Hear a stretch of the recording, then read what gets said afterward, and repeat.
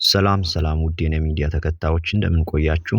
የክርስቶስ የኢየሱስ ክርስቶስ ጸጋና እረፍት ሰላም እንዲበዛላችሁ ከወዲሁ እመኛለሁ። እንዲሁም ደግሞ ከእግዚአብሔር የሆኑ ህልሞች የብርሃን ህልሞች እንዲበዙላችሁ የእግዚአብሔር ቃለ መልእክት እንዲበዛላችሁ አይናችሁ የበራ እንዲሆን ከወዲሁ እመኝላችኋለሁ። እንድትጸልዩ ከእግዚአብሔር ስለምትሰሙት ህልም ወይም ራእይ አጥብቃችሁ በእግዚአብሔር ፊት መጸለይ ልማድ እንድታደርጉ የእግዚአብሔርን ቃል ማንበቡን እንድትለማመዱ ልማዳችሁ እንድታደርጉ ከወዲሁ እመክራችኋለሁ። በዚህ ቪዲዮ በህልም ፖሊስ ማየት ምን ማለት ነው የሚለውን አንስተን በዚህ ዙሪያ ፍንጭ ሊሆኑ የሚችሉ ዕውቀታችሁን ሊያሰፉላችሁ የሚችሉ ሐሳቦችን እነግራችኋለሁ።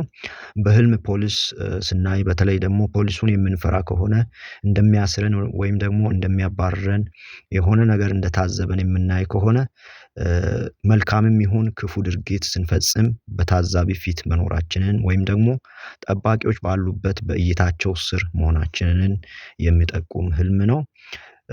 በፖሊስ መያዝ ብዙ ጊዜ በህሊና ክስና ዳኝነት ስርዓት ስር መያዝን ያመለክታል። እግዚአብሔር ሁሉን ያያል። የእግዚአብሔር አይኖች በምድር ሁሉ ላይ ናቸው። የሰውን የልቡን ምኞት ገና ሳይፈጽም በፊት እግዚአብሔር ያውቃልና የህሊናችንንም ደግሞ ሚዛን ሁሉ የሚመዝነው የሚፈትሸው እግዚአብሔር ነው።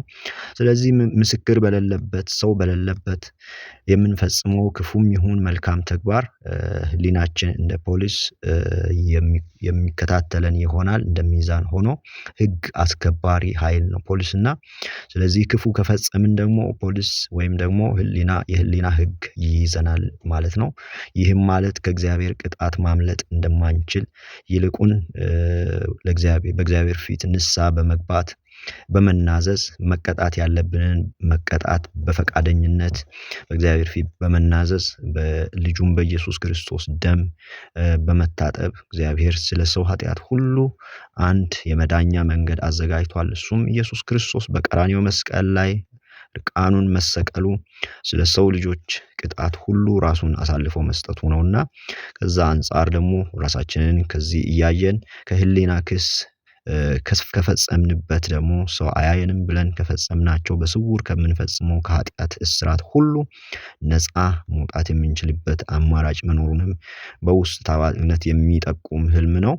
በሌላ በኩል ደግሞ በህልም ጠባቂ ወታደር ማየት ወይም ደግሞ ፖሊስ ሲያግዘን ለኛ ወገን ሆኖ ሲጠብቀን ካየን የእግዚአብሔር ጥበቃ በዙሪያችን ስለመኖሩ መፍራት እንደሌለብን በህግ ፊት ብዙ ጊዜ ሌባ አይዳፈርም እና ጥበቃ እንደሚደረግልን እግዚአብሔርን ማመስገን እንዳለብን መፍራት እንደሌለብን የሚጠቁም ህልም ነው። ለዛሬ በዚህ ቃን ሰላም ቆዩ። የጌታ ሰላምና ጸጋ ይብዛላችሁ።